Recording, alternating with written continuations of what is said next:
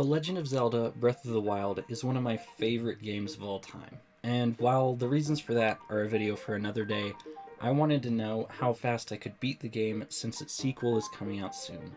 And so I made a route of how fast a casual player could beat it without using any sort of glitches. I ran through that, and then I spent 2 weeks learning speedrunning tricks and incorporated them into my route to try and make it faster. This is actually going to be a two-part thing, which you're watching right now is me beating the Great Plateau as fast as I can, the intro section of the game, and next week's video will be me beating the rest of the game as fast as possible using the same method. If you like the video, consider subscribing, and let's get into it. In a normal playthrough of Breath of the Wild, you have to beat the starting area, the Great Plateau. We have to do this in speedrunning too, however there are a ton of tricks that can help us do it faster. Normally what you have to do is you wake up in the Shrine of Resurrection.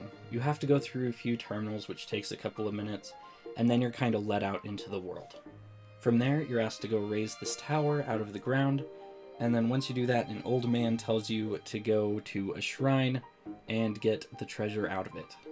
This shrine gives you a tool to use, in this case it's magnesis, and then it gives you a couple of puzzles to solve using the tool. Once you've done that, you get a spirit orb. After leaving this shrine, the old man tells you that you need to go clear the other 3 shrines on the Great Plateau. So, by running or climbing, we make our way to the other 3 shrines, getting the tools which are bombs, stasis, which allows you to slow down time, and cryonis, which allows you to make ice blocks on water. After you've completed the 4th shrine, the old man tells you to meet him in the Temple of Time. So we travel over there, and while you can just go to him, for safety reasons, I stop here to get a heart in exchange for our 4 spirit orbs. And then you go talk to him, skip some cutscenes, and you get the paraglider. And this really is the end of the Great Plateau. The first time I played this game, that took me roughly 1 hour. I was able to finish it in just over 28 minutes. This is without using a single glitch. So after 2 weeks of work, and figuring out which tricks I could do generally consistently, I went to work. We're just going to go through the route and all the tricks that I used to do it. The first trick is immediately, as soon as you get your Sheikah Slate, which is the tool you use for pretty much everything, we don't need to go through those terminals we saw at the beginning. Instead, we run into this corner and we clip outside of the shrine. From there, we climb up this cliff face and then pop back out into the overworld. This saves over a minute of time, and so that's pretty helpful just right off the bat. Another glitch that just helps us get around faster is this thing called whistle sprinting. Normally in Breath of the Wild, you have a stamina wheel, and when you run out of stamina, you have to walk. So you run, walk, and you do that till you get where you need to go. However, by pressing the whistle button and then spamming the run button, you can go almost as fast as running while regaining stamina. This just helps us get places a little faster.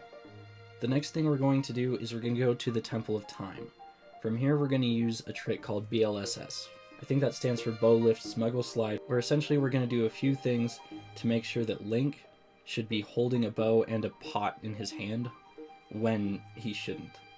From there we're going to go over to a ledge and we're going to be able to fly.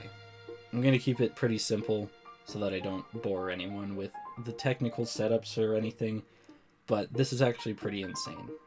However, there's also fall damage in Breath of the Wild, so we're also going to be using a trick called fall damage canceling.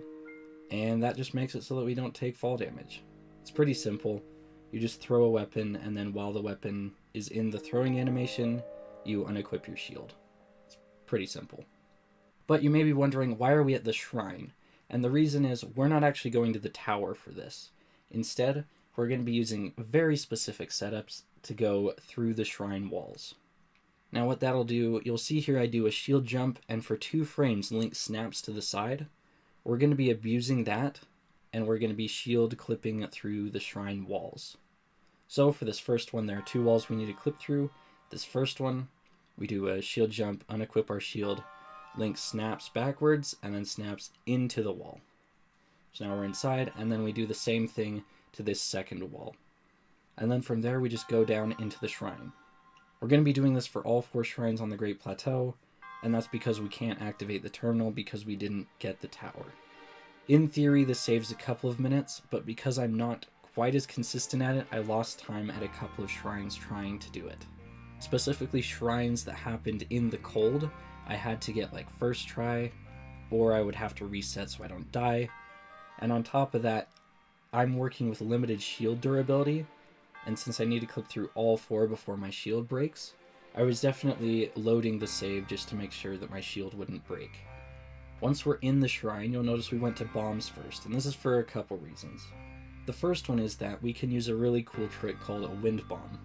And while this one didn't go exactly how I wanted to, it worked fine. Essentially, instead of doing the puzzles in the shrine, we are going to be slowing down time by pulling out our bow in midair, releasing bombs so that one bomb explodes, hits the other bomb, and then hits Link, and it shoots Link up above the walls.